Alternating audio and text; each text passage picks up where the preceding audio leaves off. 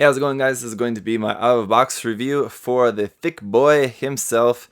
This is the Powerdoll kit from Plum. Plum is a company. I've built one other Plum kit before, the Leonos kit, and I'm finding this kit to be very similar to that in that it's got pretty nice detail here and there, and it's very unique, but it's also not really that good compared to like a Bandai kit. You've got a lot of like seam lines all over the place, and you've got joints just be using polycaps as the joint parts, so that's also kind of annoying, especially when you're going to be painting that. Obviously you can't really paint polycaps very easily, so there are some negative points to this kit, and let's get those big ones right out the bat, just because those do seem to be common issues among Plum kits that I've built, at least the two that I've built. The other big major issue for the kits is just the price. They're not cheap. This kit retails for 8,000 yen. I think I ended up getting it for something closer to around 6,000, but even still, it's a lot of money for this kit, and the kit really doesn't come with a whole lot. Pretty much what you see here is like 99% of what you get in the box here for this kit. So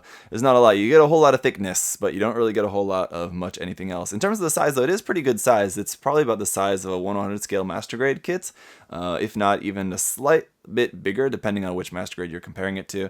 But it's good size, but it's just not really going to be something that's like coming with a whole lot of stuff. It's one of those things that you're just going to want to get if you're really into the design and really have something cool in mind for it. Otherwise, I think just the price will be a big deterrent for a lot of people, and the lack of accessories as well. But we'll get into all of that in a minute. Obviously, the big draw of this kit is just going to be how cool and unique it looks. If you've played the original game or something, which I have not, I have no connection with the source material at all.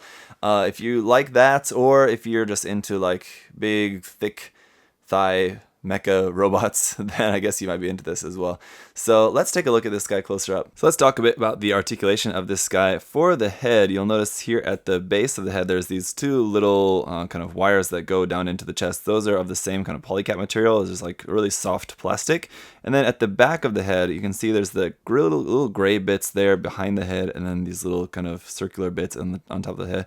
Those are supposed to be connected by a little kind of wire as well. And instead of that little dark gray bit that I have there, you have the option of this little one like this, or there's a polycap version of this as well, a soft plastic version of this, so you have some different options there. This will plug into this little hole there on the back, on like the side of the head there. But then once you do that, then your head articulation is limited, so it just depends on what you want to do with the head. But without doing that, the head will move up to really only about there. It gives you a little bit better look at the face anyway, and then down to there, really not all that much. And then of course you can turn it from side to side just a little bit as well, not really a whole lot, but just enough there. In the stomach section, there's a little tiny bit of forward and back movement, sort of, just because it's on a ball joint there, so you can kind of move it around a little bit, but really not all that much. Basically, you're just going to have some rotation there. And as I understand it, this is the cockpit here, but there's no opening cockpit hatch or gimmick or anything. There is some really nice detail down up underneath inside of that little bit there, so that looks nice. You'll notice one of these seam lines just right through this bit here on the top of the chest, right through that part there on the back of the torso as well. The shoulder will come forward to about there. It's just on a ball joint, so it can just move forward and back, kind of up and down like that. The shoulder armor will move a little bit by itself there. This little flap here will move up and down like that. Then you can just rotate the arm here at the top, and then bend the elbow to about like so. It's kind of 90 degrees, but it's more, instead of like a V, it's got that kind of U shape, which looks kind of odd, but it's interesting. Also, this flap here behind the hand will also move a little bit as well. The hand itself just on a ball joint, so it just moves like that. In terms of our hand options, we've got the closed fists, which you can see here on both hands. We've also got a set of open hands, which do look pretty nice. And then a set of trigger finger hands, and I'll get to the gun here in a minute. Let's just continue on with the articulation down here to the legs. Obviously, there's no skirt armor at all, so we can skip that. Legs will be able to spread out to about like so, and you can bring those forward and back pretty well. I guess these bits here on the side do move up and down a little bit, and I guess that's sort of helpful. So basically you can bring the leg up to about there and then bend at the knee, because you get some nice different parts moving in here. This part is also kind of like a separate piece inside there, but I found it doesn't really move up and down all that well. It's kind of supposed to move like that, this part inside there. You'll notice these hoses here on the back of the leg, those are also soft plastic, so those will kind of bend as you bend the leg like that. So that's pretty cool. Those look pretty nice, but again, not really going to be the easiest thing to paint. These little things here on the side of the leg, they're just kind of like vents, I guess, that also moves a little bit side to side like that if you want to kind of just like set that out at a little bit of an angle. And then down here in the lower leg, got some more seams there, a little bit more movement here with this front part, kind of really loosey-goosey compared to everything else.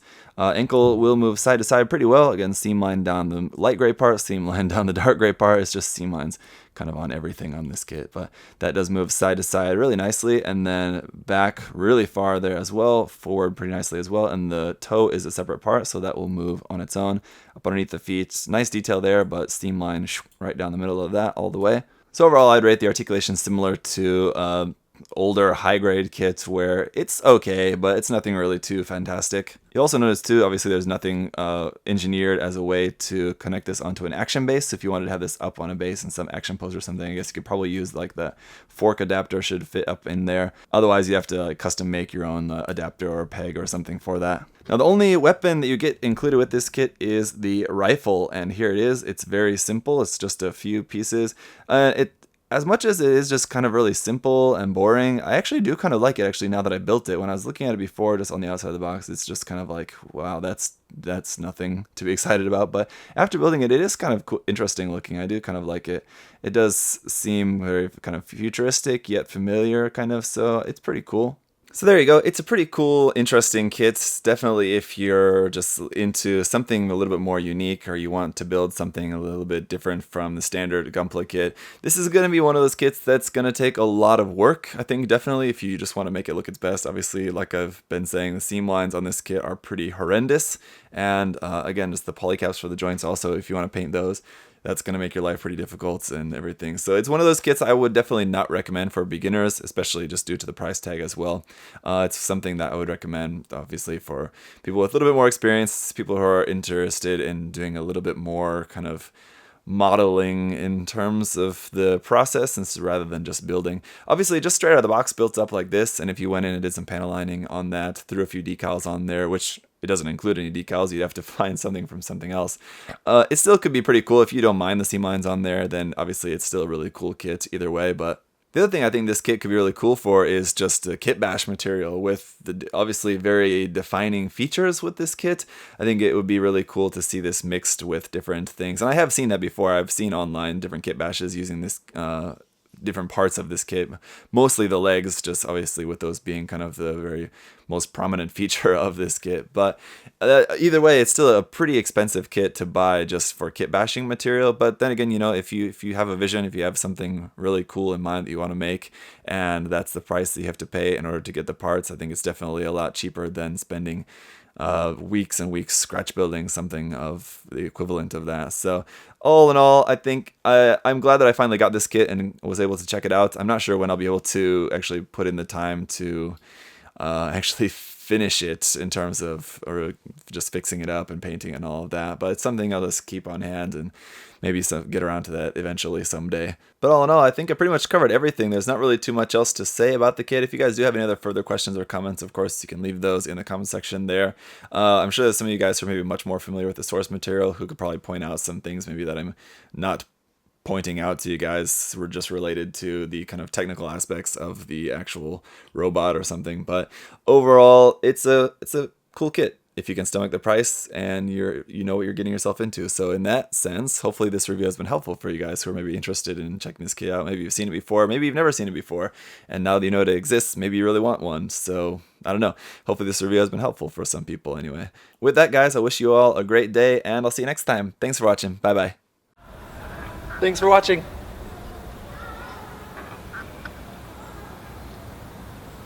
See you next time.